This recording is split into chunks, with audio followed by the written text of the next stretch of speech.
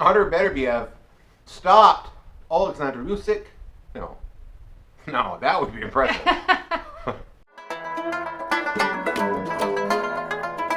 Hey guys, it's your best boxing friends. I'm Kelsey. This is Rachel. Rachel, Beterbiev. Actually, Beterbiev. You Beterbiev and Beterbiev.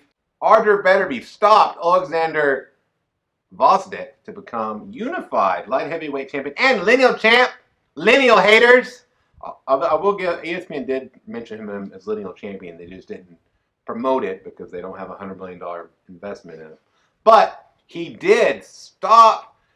He was down on two of the scorecards, which most people on Twitter thought was a little silly. I too think it was a little silly. I think it was pretty clear the guy was getting the better of the action in there, especially after this second or third round. Stopped him. Great win. Rachel didn't really want to talk about Beterbiev today. Why are you an anti-Beterbiev hater?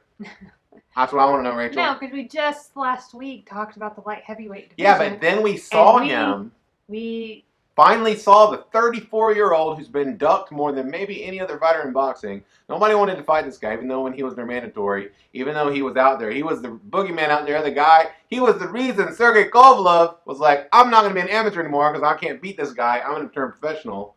Kovalev goes on to have like this awesome career. We don't know any of this to be fact. This is fact. I mean, this is. So Sergey Kovalev left the amateurs. Because he didn't want to fight Beterbiev in the Russian amateur system. I understand that being a narrative, and it could be true. Well, but I don't know that it is true. Okay, I'm just telling you what the most. I mean, this is what.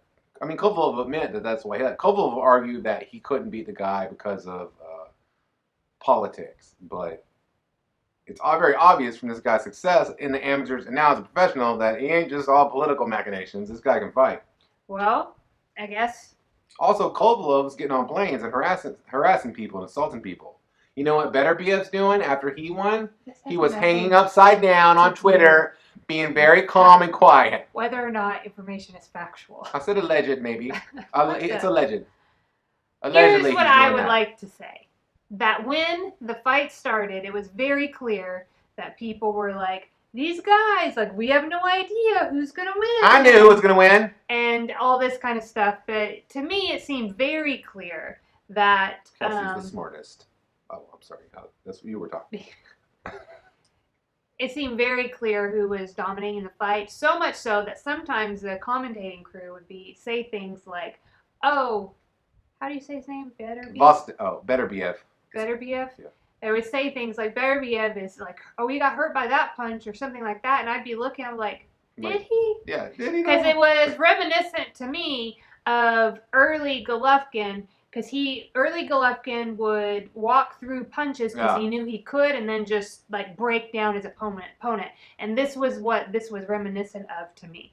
Yeah, it was a dominant performance. People going into the fight thought that maybe Beterbiev wasn't really a good boxer. He was all power. And I thought, headed into the fight, especially after getting ready I had to pick the fight. When I watched him fight, I was like, this guy knows how to box. This guy knows exactly what he's doing there. Much like Golovkin, he uses those boxing skills to get in the range where he can throw punches. Basically, what his whole thing is, if we're standing at a certain distance and we both throw punches, A, I think I'm going to land before you because my punches are fast and sharp and quality. Mm-hmm. B, if we both land at the same time, I'm going to get the better of the exchange because I have stupid power that I believe in wholeheartedly. You know, that's kind of the most impressive thing of watching him fight is even when it looks like Gvozdyk is doing all the things that he should be doing, which is using angles and pivoting, and Beterbiev doesn't care. You know, he just keeps coming. He's a T-800. He's like we've seen other fighters like this with their power, their size. They can like wear down and bully their opponent into like oblivion. And so we've seen it in different ways too. Like I've seen this with Golovkin, and so that's at a high level. We've seen this. I want to say we've talked about this with Jarrett Hurd before. Yeah, he would do something similar, not with as much skill, but with his physicality. He was so much bigger. Different levels, and so there's something to say about being consistent, staying the course. Like even in an individual fight, staying the course of what you're going to do, and even should your opponent like get the better of you, sometimes staying the course is like your best course of action. Yeah. I think the commentating crew maybe felt a little latched on to Teddy Atlas as Gvozdyk's trainer, because it was right. It was like a huge like story, like it was kind of sad storyline like throughout the thing, and I've always loved Teddy. I love Teddy Atlas too, but I'm like, this is not. But like it seemed disingenuous. Yeah. It didn't seem authentic. It seemed like,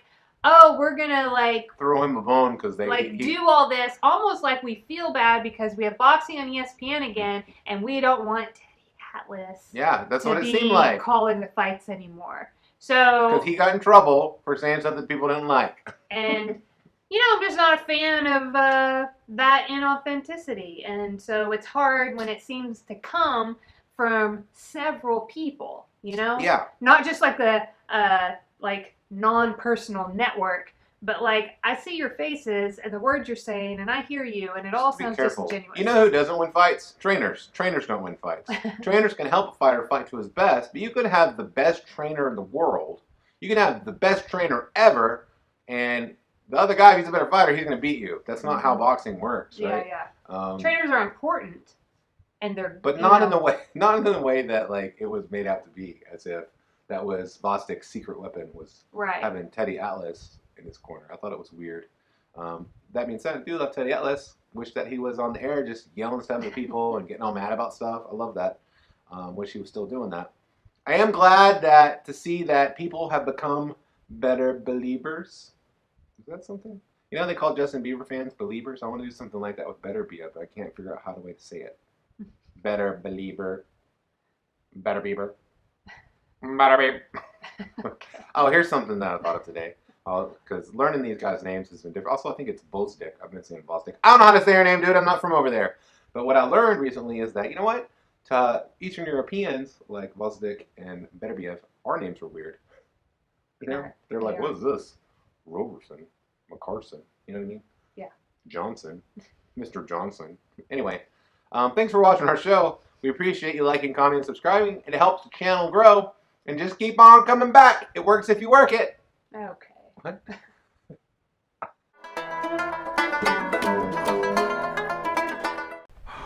Artur Beterbiev stopped. What's the guy's name? I don't remember his name. Oleksandr. Is his name Oleksandr?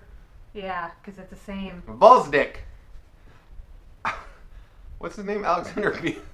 Alexander. Because last week when we talked about him.